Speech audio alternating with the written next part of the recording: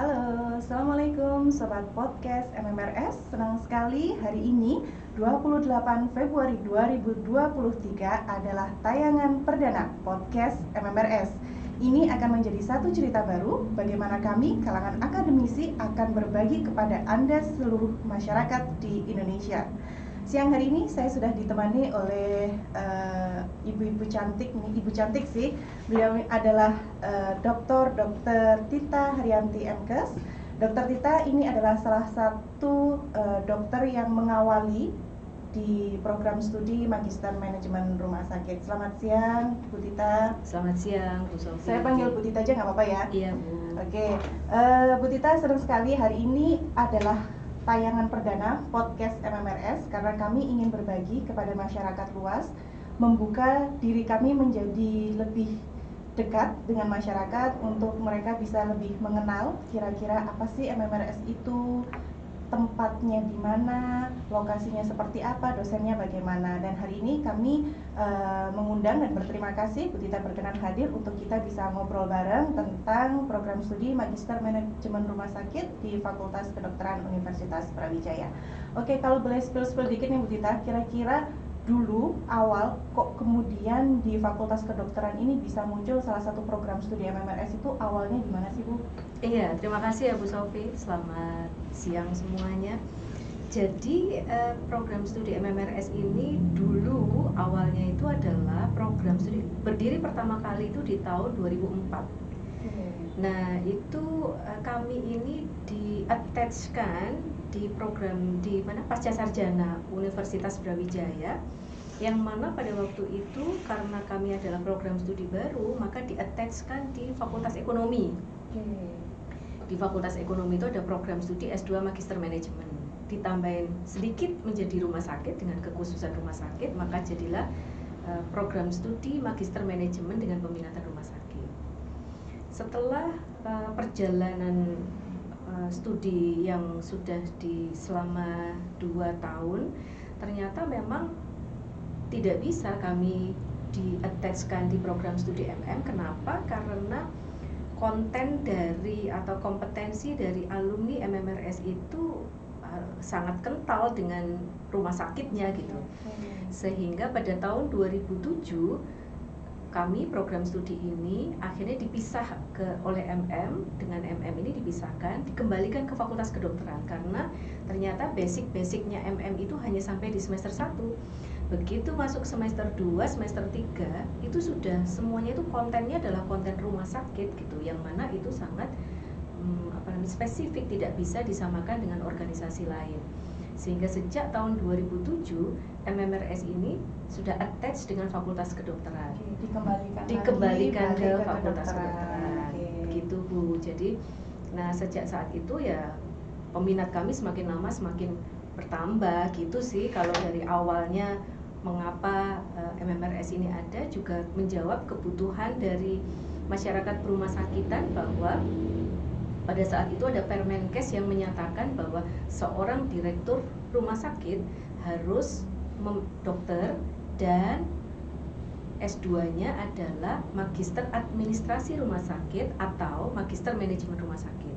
Oke. Ya, jadi beda Bu Tita ya, beda. ada Magister Administrasi Rumah Sakit dan Magister Manajemen Rumah Sakit. Secara kompetensi itu sama Bu, cuman itu istilah ya. Kalau administrasi rumah sakit itu merujuk kepada American style gitu, kalau manajemen rumah sakit itu merujuk pada European style begitu deh. Oke, baik. Menarik sekali kayaknya, berarti kalau sejak tahun 2004 hampir 20 tahun program studi Magister Manajemen Rumah Sakit ini. Apalagi kalau kita sekarang melihat bahwa pertumbuhan di bidang layanan kesehatan itu sudah sangat luar biasa, sangat berkembang pesat. Kalau dulu mungkin dalam satu wilayah hanya ada 1 atau 2 rumah sakit besar, sekarang sudah hampir dimanapun pasti ada layanan. Dan itu juga salah satu mungkin bagian menunjukkan bahwa negara kita Indonesia memberikan prioritas yang besar untuk kesehatan masyarakat gitu Bu Tita ya. Oke, kalau kita lihat selama 20 tahun MMRS sejak tahun 2004 sampai sekarang, apa sih Bu yang membuat MMRS ini kemudian ada sesuatu yang berbeda mungkin dibandingkan dengan program studi yang lain? Karena kayaknya di beberapa universitas juga banyak ya. Saya lihat di UNER juga ada, kemudian di UGM juga ada, di UI dan lain sebagainya. Banyak sekali di Indonesia, tapi menurut Bu Tita, apa sih poin penting yang kemudian membuat MMRS ini menarik di FKUP ini? Oke. Saya seringkali bilang kepada mahasiswa baru kami, Bu Sofi, mahasiswa baru kita tepatnya.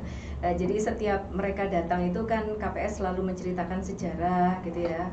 Ketua program studi ini selalu menceritakan sejarah bagaimana berdirinya MMRS ini hingga kini dan kenapa kok di Fakultas Kedokteran. Ada dua yang menonjol dari MMRS FKUP ini.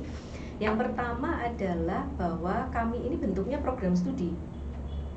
Hanya ada beberapa instansi atau program studi yang bisa mengeluarkan gelarnya sendiri, dan salah satunya adalah MMRS dan gelarnya adalah MMRS.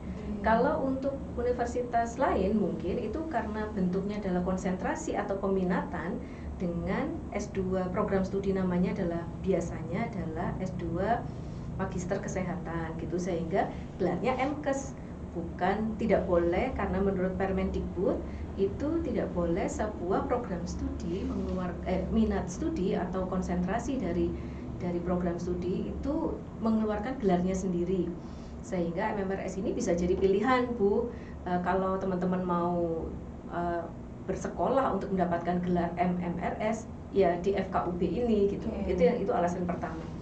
Yang kedua, yang MMRS atau MARS yang attach dengan Fakultas Kedokteran itu hanya UB. Yang lainnya tidak. Yang lainnya berada di fakultas mana-mana sih gitu. Ada yang di di mana-mana, di Fakultas Ekonomi bisa, di Fakultas Kesehatan Masyarakat bisa. Ya, di MMRS FKUB ini attach-nya adalah di Fakultas Kedokteran. Sehingga unggulan kami gitu ya, ini jadi yang alasan ketiga adalah manajemen klinis gitu, karena kami attach-nya di kedokteran gitu. Jadi banyak pengajar-pengajar yang dari direktur rumah sakit spesialis itu yang membuat kami ini manajemen klinis yang berbasis pada ya evidence atau evidence based medicine gitu, Bu. Jadi itu adalah salah satu juga program keunggulan kami. Yang keempat adalah kami sudah terakreditasi unggul sih gitu ya. Ini agak narsis ya, Bu. Jadi itu adalah alasan-alasan kenapa kalau Bapak Ibu mau sekolah itu bisa lah milih MMRS FKUB gitu. Gitu alasannya Bu Sofi. Sehingga sebenarnya banyak alasan yang bisa saya sampaikan ya. Seperti dosennya masih mudi-mudi gitu. Masih muda banget gitu, muda belia, itu juga salah satu pilihan. Kalau dosennya kayak Bu Sofi semua gini kan senang mahasiswanya. Gitu Bu Sofi. Oke, karena saya lihat emang sobat podcast MMRS, saya suka stalking di Instagramnya, kemudian ada juga di websitenya. Memang kelihatan banget bahwa kayaknya kuliah di MMRS itu nggak ada batasan antara dosen sama mahasiswa. Iya, betul, gitu banget betul. Ya Bu, karena sering sekali saya lihat ada dosen ngetak mahasiswa atau mahasiswa ngetak dosennya, dan itu kelihatan fun sekali. Kayaknya mereka benar-benar ada bonding yang kuat gitu ya, meskipun ini dalam satu institusi pendidikan, kayaknya benar-benar nggak kerasa bahwa mereka itu sedang berhadapan dengan dosen. Apa itu salah satu keunggulan juga tuh buat MMRS? Iya, keunggulan secara akademis sih tidak, tapi itu yang selalu saya sampaikan kepada mahasiswa atau calon mahasiswa kami ini di MMRS itu hawanya itu hawa egaliter, Bu. Antara dosen mahasiswa itu hampir tidak berbatas gitu ya. Meskipun ya kami hanya dipisahkan oleh statusnya saya dosen, statusnya mahasiswa saya adalah mahasiswa. Sementara di luar itu mereka bisa jadi direktur sebuah rumah sakit, kemudian kepala dinas gitu, kepala puskesmas. Jadi itu yang membuat suasana di sini menjadi nyaman gitu. Oke, karena memang tadi seperti yang sudah dijelaskan oleh Bu Tita, sobat podcast MMRS, bahwa memang program studi Magister Manajemen Rumah Sakit ini memang dibuka untuk memfasilitasi mereka, para jajaran manajerial di rumah sakit, begitu ya Bu, entah itu direktur, wakil direktur, atau mungkin pimpinan-pimpinan di organisasi kesehatan lainnya begitu. Kalau tadi kita sudah mendengarkan bersama sobat podcast bahwa salah satu keunggulan di program studi Magister Manajemen Rumah Sakit adalah gelarnya jelas. MMRS, dan ternyata tidak semua program studi di beberapa universitas lain di Indonesia mencantumkan gelar yang sama begitu. Sehingga apalagi tadi sudah disampaikan bahwa nginduknya ke kedokteran. Jadi Bapak Ibu kalau mungkin sudah termasuk di jajaran rumah sakit, mungkin ketika masuk di MMRS akan sangat menyenangkan sekali begitu Bu Tita ya. Kita bisa belajar tentang manajemen rumah sakit, kita dapat ilmu tentang manajemennya, sekaligus klinisnya, manajemen klinisnya mereka juga bisa dapat gitu, karena itu tadi nginduknya ke kedokteran. Dan ternyata tidak semua Bapak Ibu, tidak semua program studi nginduknya ke fakultas kedokteran gitu. Apakah kemudian karena ini nginduknya di fakultas kedokteran gitu Bu Tita ya, kita belajar tentang manajemen klinis, apakah mahasiswa yang gabung itu harus dokter? Enggak. Harus perawat mungkin? Enggak. Jadi sejak ini diberdirikan, sejak MMRS ini berdiri, itu banyak sekali, dan kami semakin lama semakin fleksibel Bu Sofi, semakin fleksibel. Jadi ada sarjana teknik yang boleh masuk, sarjana ekonomi boleh masuk, kemudian ke dokter jelas, spesialis. Semakin kesini nih semakin banyak loh Bu Sofi, spesialis yang ambil S2 itu mungkin bosen ya praktek terus ya gitu. Jadi semakin banyak ambil teman-teman spesialis yang kemudian mengambil S2 MMRS ini gitu. Bahkan kami juga ada beberapa kelas kerjasama gitu, yang salah satunya dengan kelas kerjasama dengan Rumah Sakit Dr. Saiful Anwar ini, full mahasiswanya adalah teman-teman dari Rumah Sakit Dr. Saiful Anwar gitu. Kami juga sedang menggodok untuk kerjasama dengan beberapa rumah sakit lain, tapi ada beberapa requirement yang perlu dipenuhi oleh kedua belah pihak gitu Bu Sofi. Oke, menarik sekali. Tadi kita udah dapat informasi tentang bagaimana secara awal program studi hampir 20 tahun Bapak Ibu. Jadi saya rasa ini sudah cukup menggambarkan bagaimana kompetensi dari program studi Magister Manajemen Rumah Sakit ini. Apalagi akreditasinya sudah unggul, gelarnya sudah jelas MMRS, dan ternyata Bapak Ibu ini tidak hanya terbuka untuk tenaga kesehatan saja Bu Tita ya, tidak cuma dokter, tapi Bapak Ibu yang mungkin dengan latar belakang ekonomi bahkan teknik yang ingin terlibat di dalam manajemen rumah sakit juga bisa bergabung di program studi. Nah, untuk mereka yang kira-kira baru bergabung ini Bu Tita, ada kesulitan nggak sih? Mungkin kan mereka yang selama ini kuliah di ekonomi, kuliah teknik, nggak pernah nih dapat informasi sama sekali tentang kesehatan. Kira-kira apa yang harus mereka lakukan? Ada sebuah program sebelum memasuki semester 1 Bu Sofi, ada yang namanya penataran alih tahun. Mungkin kalau secara awamnya itu matrikulasi Bu Sofi.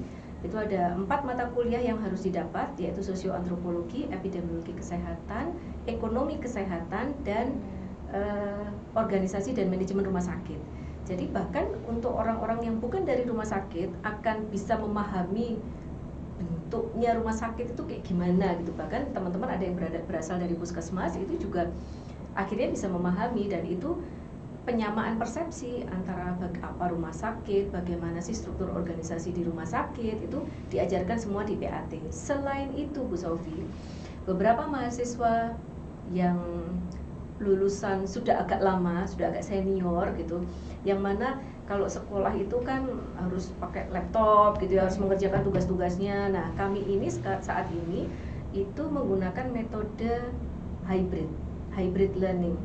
Jadi bahkan kalau memungkinkan ini bisa secara online, dan tugas-tugasnya itu kita submit, sudah paperless kita ini, sudah kita submit di sebuah aplikasi yang kemudian itu akan menyulitkan untuk yang lulusan sudah senior gitu ya, lulusan tua seperti saya ini sudah tuir gitu, gaptek. Ada yang namanya study skill. Jadi selain tadi PAT, penataran alih tahun, ada yang namanya study skill. Di study skill itu akan diajarkan kepada para calon mahasiswa semester 1 ini adalah cara membuat presentasi yang baik, kemudian cara mencari informasi dari mesin pencari informasi gitu ya, kemudian yang bagus gitu, jangan pakai ya asal aja gitu, ketik misalnya tidak bisa, tapi harus terprogram. Kemudian yang berikutnya adalah cara menulis, mengoptimalkan menggunakan Word misalnya.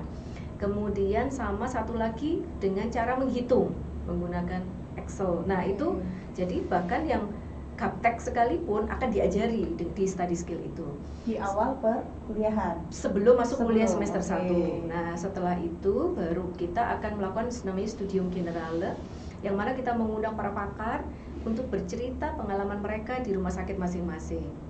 Dan diakhiri dari studium generale itu kita melakukan emotion blending gitu ya, melalui outbound itu untuk melihat kerjasama, kemudian kemandirian, leadership, itu melalui outbound itu.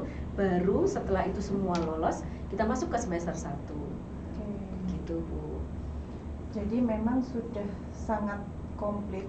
Bapak Ibu yang mungkin merasa sudah karena biasanya orang terlibat di dalam manajemen rumah sakit sudah puluhan tahun Bu Tita ya, mungkin sudah 5-10 tahun terlibat di jajaran manajemen.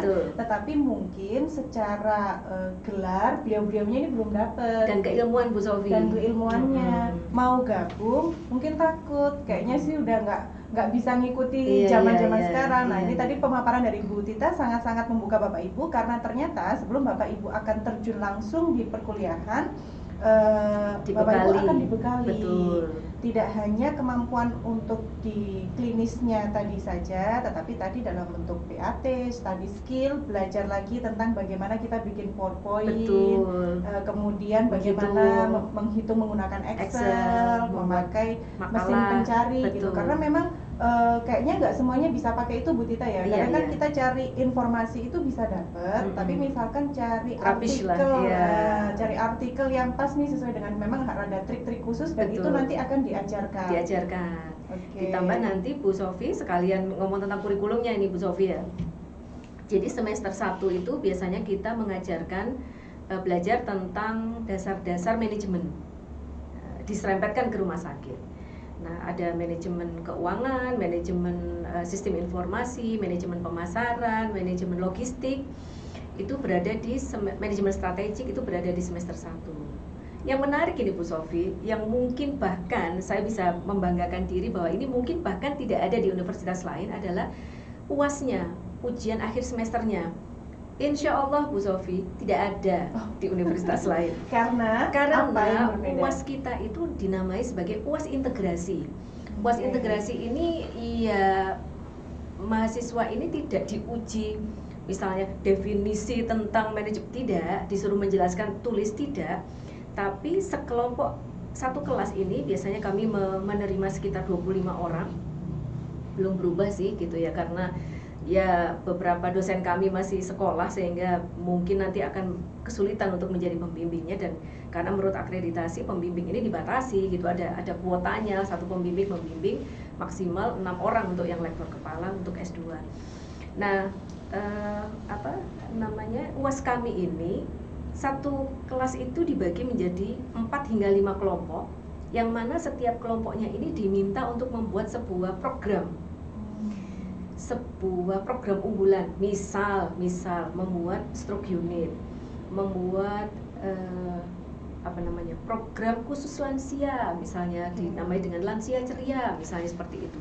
Lalu dianalisis berdasarkan dari SDM-nya, dari pemasarannya harus butuh apa, kemudian dari logistiknya apa yang dibutuhkan, seperti itu adalah UAS integrasi. Nanti kelompok tersebut diminta untuk mempertanggungjawabkan kepada para pengajar ini, penguji yang mana itu menjadi pengajar yang kemudian akhirnya menjadi penguji, yang kemudian ditanyai, kok kamu untuk upaya pemasarannya menggunakan seperti ini, apa alasannya? Kelompok diminta untuk bertanggung jawab.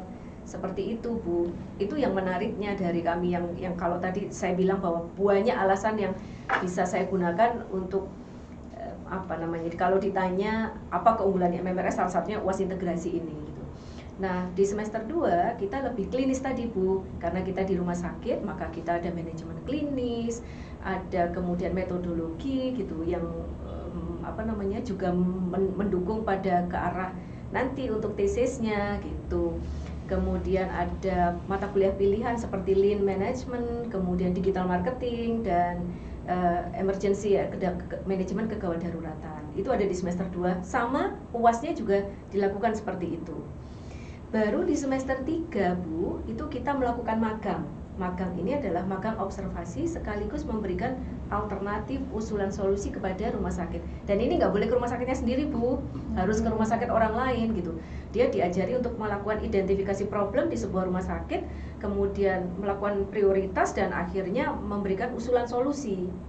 Itu di semester 3 dan langsung masuk ke tesis. Jadi sebetulnya kuliahnya cuma setahun. Kuliah untuk tatap muka, kemudian baik daring maupun luring ataupun blended itu hanya setahun. Yang lainnya itu adalah implementasi dari ilmu yang didapat di semester 1 dan 2. Begitu Bu Sofi. Oke, berarti ada 4 semester Sobat Podcast Betul, MMRS bahwa iya. untuk bisa menyelesaikan studi di Mm-mm. program studi Magister Manajemen Rumah Sakit ini ada 4 semester Iya. dengan 2 semester awal seperti kegiatan perkuliahan Biasa, gitu ya. ya. Entah itu luring ataupun Ataupun daring begitu. Nah, yang menarik adalah Sobat Podcast bisa tahu bahwa ternyata UASnya live. Live. Itu Bu Tita ya, berarti Live. UASnya live sehingga nanti Bapak Ibu akan punya pemahaman tidak sekedar di atas kertas yang Betul. bisa menjabarkan mungkin tentang definisi, pengertian ini, tapi Tidak. mereka akan bisa melakukan praktik secara langsung Aplikasi begitu Bu Tita, dari ilmu. aplikasi Iya. dari ilmu, apalagi sudah dibikin project di rumah Rumah sakit. sakit. Wah, itu keren banget. Akhirnya seluruh mahasiswa mereka pasti akan punya experience gimana sih kira-kira walaupun mereka tidak ada di rumah sakit tersebut gitu Bu Tita ya. Betul, Wah, begitu. itu pasti keren banget karena UASnya ternyata bisa live, UAS integrasi tadi UAS menyebutnya. integrasi. Oke, ada UAS integrasi yang akan dilakukan di semester 1 dan semester 2 sehingga dengan 2 bekal tersebut kemudian mahasiswa di semester 3 akan melakukan magang dan bersiap untuk tesis di semester 4. Ada satu lagi deh yang terlewat. Di setiap tahapan pembelajaran mulai dari PAT, semester 1, semester 2, kita mahasiswa itu diikuti oleh beberapa dosen itu diantarkan untuk melakukan hospital visit dalam negeri maupun luar negeri. Gak bayar lagi loh. Gak bayar lagi. Sudah termasuk. Sudah termasuk semuanya di dalam UKT ke luar negeri gak bayar luar lagi. negeri gak bayar lagi. Nah, ini Sobat Podcast bisa belajar ke rumah sakit lain di luar negeri Bu Tita, di luar ya? negeri. Oke, ke luar negeri dan nggak bayar lagi karena sudah termasuk UKT. dari UKT di Uang kuliah program tunggal. studi. Nah, ini satu poin plus. Kira-kira kalau datang ke rumah sakit di luar negeri, mereka apa sih Bu Tita yang dilakukan oleh mahasiswa? Mengamati Bu, observasi kita biasanya selama 3 hari. Teman-teman mahasiswa itu diberi panduan untuk observasi dan checklist, misalnya apa yang harus ditanyakan, apa yang harus diamati, dan pulangnya mereka diminta untuk presentasi in English Bu. Oh, keren. In English, sehingga dan itu sambil mengundang banyak praktisi dari rumah sakit. Jadi diminta, aku kemarin kayak itu bilang, aku kemarin dari luar negeri loh gitu, dari rumah sakit luar negeri kami mengamati ini gitu. Nanti dapat kritisi dari para praktisi ini, mungkin nggak itu dilakukan di rumah sakitnya masing-masing gitu. In English tapi ya in English gitu. Jadi pasti akan menarik gitu, sehingga keluar dari MMRS itu setidaknya itu pakai bahasa Inggris little sih bisa gitu ya gitu. Little English gitu Little English. Satu poin lagi nih saya temukan satu hal keren lagi Bu Tita, bahwa ternyata mahasiswa yang belajar di program studi mereka tidak hanya sekedar belajar tentang manajemen atau belajar tentang klinis rumah sakit saja, tetapi ternyata bahasa Inggris mereka juga dilatih, upgrading, bisa terus ditingkatkan, apalagi dengan kunjungan ke luar negeri mereka bertemu dengan tim-tim dari rumah sakit di luar negeri, pasti kan mereka akan terlibat aktif untuk bertanya begitu Bu Tita ya.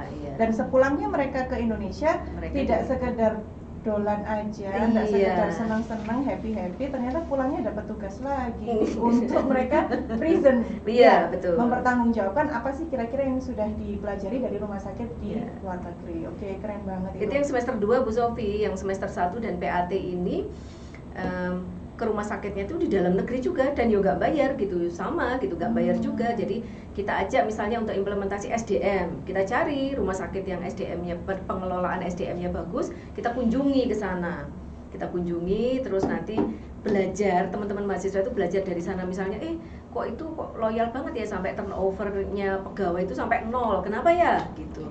Ternyata ada di sebuah rumah sakit itu yang pernah kami kunjungi, itu bahkan memberikan remunerasi sebesar berapa ya, 17 kali gitu dalam setahun. Dalam Itu tidak, satu tahun. iya, tidak sekedar gaji 12 kali, tapi ada 17 kali karena untuk biaya masuk sekolah, ada biaya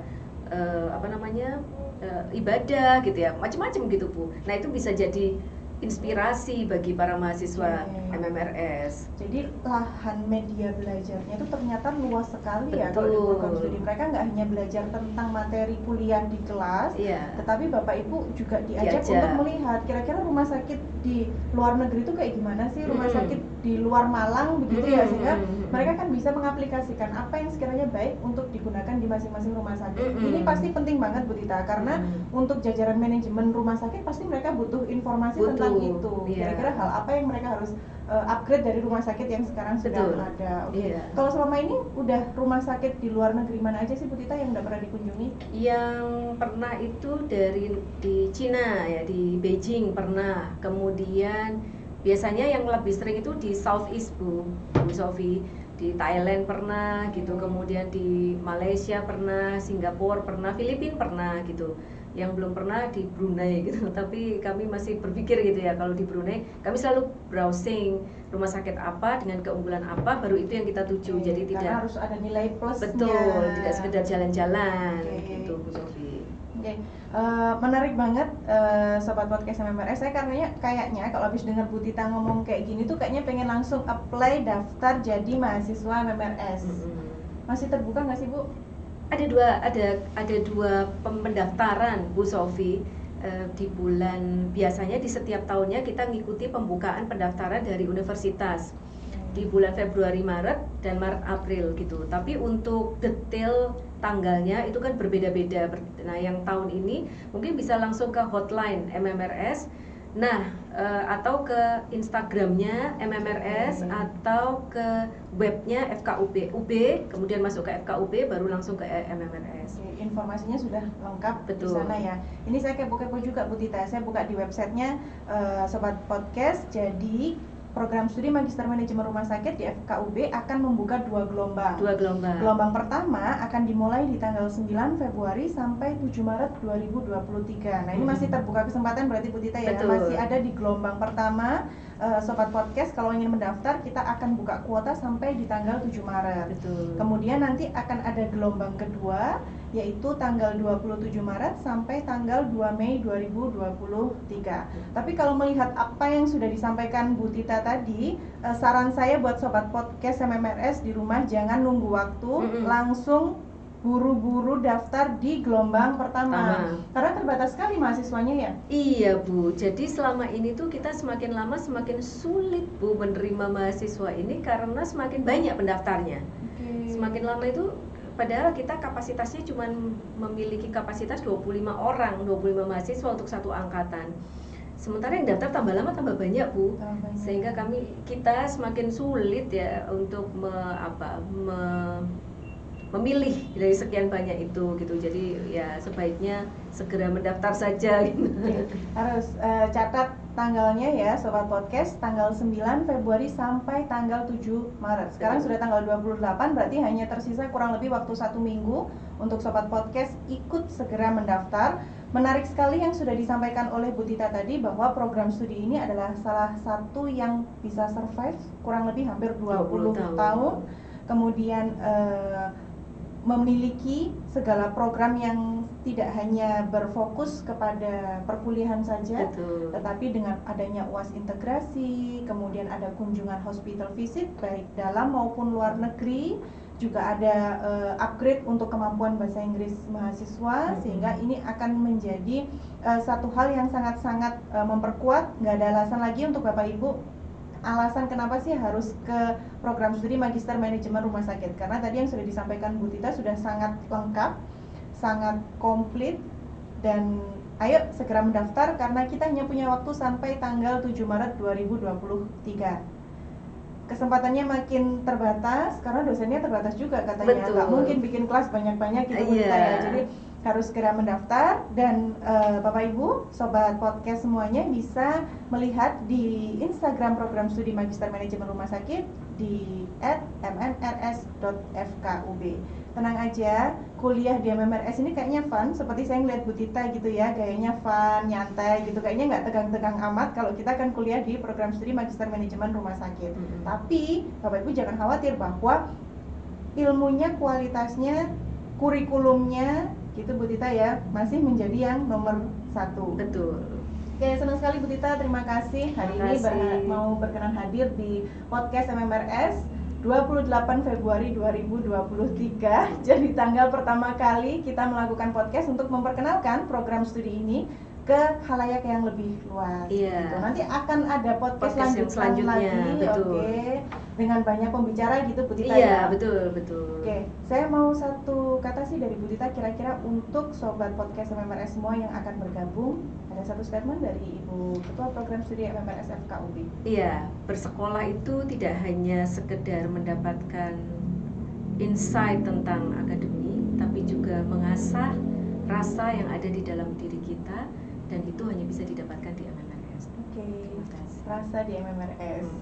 Terima kasih Sobat Podcast MMRS. Semoga obrolan singkat kita hari ini bisa menambah semangat. Mungkin yang masih galau, masih bingung, saya mau kuliah apa enggak, saya mau kuliah tapi kayaknya saya udah terlalu tua atau bagaimana, nggak usah khawatir. Betul. Sobat Podcast MMRS semuanya, karena di MMRS Bapak Ibu akan mendapatkan pembelajaran komplit mulai dari awal sampai dengan akhir. Ada 4 semester, 2 semester perkuliahan di 1 tahun pertama, kemudian kita akan magang dan berakhir dengan tesis. Kayaknya seru banget perkuliahannya dan sangat-sangat bisa diaplikasikan di seluruh profesi ya, nggak hanya nakes, ternyata seluruh latar belakang akademis ternyata bisa bergabung dengan nanti kita ada program PAT, kemudian study skill dan berlanjut ke perkuliahan. Oke, terima kasih Sobat Podcast MMRS, sampai berjumpa pada podcast selanjutnya. Saya akhirkan, wassalamualaikum warahmatullahi wabarakatuh.